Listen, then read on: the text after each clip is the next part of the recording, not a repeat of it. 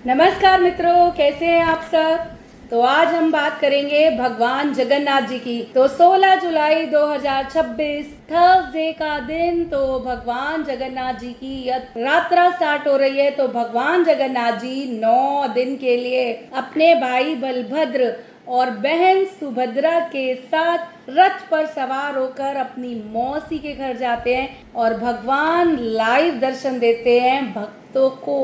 ऐसा कहा जाता है भगवान श्री कृष्ण का हृदय भगवान जगन्नाथ जी में विराजमान है। मैं आपको इसकी पूरी कथा बताऊंगी, इसका क्या ज्योतिषीय महत्व है वो बताऊंगी, और आपको इस दिन क्या क्या करना है क्या क्या नहीं करना है वो बताऊंगी। तो सबसे पहले एक छोटी सी स्टोरी से स्टार्ट करते हैं, ताकि आपको ये पता तो चले कि भगवान जगन्नाथ जी को क्यों पूजा जाता है। भगवान जगन्नाथ जी का मंदिर ओडिशा के पुरी में स्थित है। जब भगवान श्री कृष्ण जी का पांडवों ने अंतिम संस्कार किया था ना, तो उनका जो हृदय है, जो उनका ब्रह्म पदार्थ है, वो जला नहीं था। तो उनको पांडवों ने जल प्रवाह किया था। तो जब उसे जल प्रवाह किया गया, तो जल प्रवाह के समय वो पुरी के तट पर कहीं ना कहीं आ गया। अब वहाँ का जो राजा है इंद्रधुमन, भगवान विष्णु इंद्रधुमन के स्वप्न में आए और उन्होंने बताया ये सारी घटना। तो इंद्रधुमन ने अपने पुरोहित जी को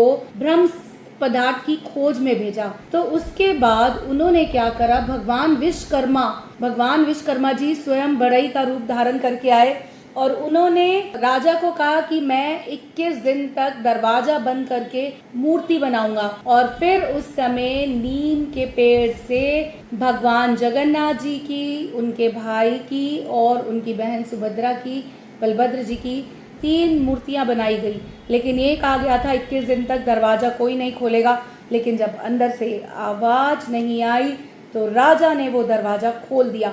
तो कहीं ना कहीं वो मूर्तियां थोड़ी सी अधूरी रह गई। इस जगह का इतना अधिक महत्व है, मैं आपको क्या बताऊं।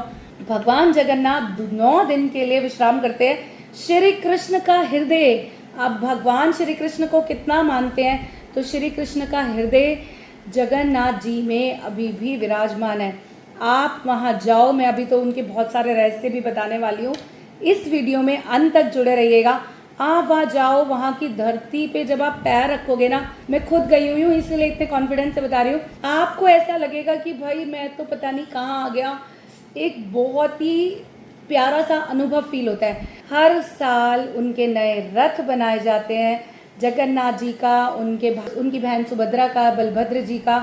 और इस रथ को बनाने की शुरुआत होती है अक्षय तृतीया से। उससे पहले कहा जाता है भगवान को 108 कलशों के जल से जलाभिषेक किया जाता है। तो कितना अधिक महत्वपूर्ण दिन है 16 जुलाई का। आप जरूर अपने नियर बाय मंदिर में जाइएगा। जगन्नाथ जी का जो मंदिर है ना, जो पुरी में स्थित है, वहाँ के कुछ रहस्य बताती हूँ। वहाँ पर जो ध्वजा लहराती है ना, वो हवा के विपरीत लहराती है। वहाँ का जो ध्वजा है वो रोज बदला जाता है। इतने अजीब रहस्य हैं जो वैज्ञानिक भी नहीं आज तक खोज पाए। पता है आपको, मंदिर की परछाई जमीन पर पड़ती ही नहीं है, और मंदिर के ऊपर से आज तक ना कोई विमान गुजरा और ना ही कोई पक्षी निकला है। अब मंदिर के बराबर में है समुद्र। आप मंदिर से बाहर निकलोगे ना, आपको समुद्र की लहरों की आवाज आएगी। लेकिन अगर आप मंदिर के अंदर हैं, आपको समुद्र की लहरों की आवाज ही नहीं आएगी। है ना कितना चमत्कारी। और एक बात, दुनिया की सबसे बड़ी रसोई वहाँ पर है। मिट्टी की हांडी में वहाँ पर भगवान के लिए खाना बनाया जाता है। और बताती हूँ बड़ी रोचक सी बात, वो जो हांडी है ना, वो एक के ऊपर एक 9 हांडी रखी जाती है। और ऐसा कहा जाता है कि जो सबसे ऊपर वाली हांडी है ना, उसका खाना सबसे पहले बनता है। और ये तो मैंने खुद देखा है, ऐसा वहाँ पर होता है। वहाँ की रसोई में, वहाँ के मंदिर में कुछ तो चमत्कार है। कुछ तो क्या, वहाँ तो साक्षात भगवान है। पता है, भगवान की मूर्तियाँ 12 से 19 साल में बदली जाती हैं। नीम के पेड़ से स्वप्न में आते हैं कि इस पेड़ से ही आपको भगवान की मूर्ति बनानी है। पूरे शहर की बिजली काट दी जाती है। पूरे अंधेरे में वो मूर्तियां बनाई जाती हैं और भगवान जगन्नाथ, बलभद्र और सुभद्रा जी की मूर्ति बनाई जाती है। और आप जाइए, देखिए, आपको खुद महसूस होगा। आप दर्शन करके आइए, आप अगर जगन्नाथ जी नहीं जा सकते, जगन्नाथपुरी नहीं जा सकते, कोई बात नहीं, आपने एक काम करना है, आपके नियर बाय कोई भी इस्कॉन टेम्पल हो, वहाँ पर जगन्नाथ जी की फोटो होगी, वहाँ पर उन्हें भगवान को फूलों की माला चढ़ाइए, उन्हें उनकी फेवरेट मिठाई का भोग लगाइए, आपकी कोई विश है वो भगवान जी के आगे बोलिए। इस्कॉन टेम्पल तो ज़रूर जाना, वहाँ पर आपको भगवान जगन्नाथ जी ज़रूर मिलेंगे। या आपके आसपास भी कहीं अगर रथ यात्रा निकल रही हो तो उसमें पार्टिसिपेट जरूर कीजिएगा। ऐसा कहा जाता है कि भगवान जगन्नाथ जी के रथ की जो रस्सी होती है ना, उसको हाथ लगाने मात्र से ही सारे कष्ट टल जाते हैं और दुखों से मुक्ति मिलती है। और अगर आप नहीं जा सकते, आप टीवी पे यात्रा देख लीजिए।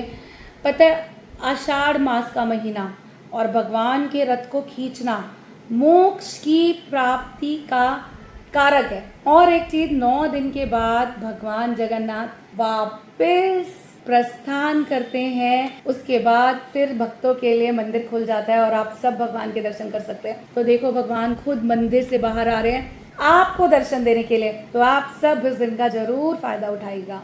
और कमेंट सेक्शन में लिखना मत भूलिएगा जय जगन्नाथ। और अगर आपने मेरे YouTube को सब्सक्राइब नहीं किया है तो सब्सक्राइब कर दीजिए, ताकि मैं ऐसे ही और इंटरेस्टिंग वीडियोस आपके लिए लाती रहूं। नमस्कार।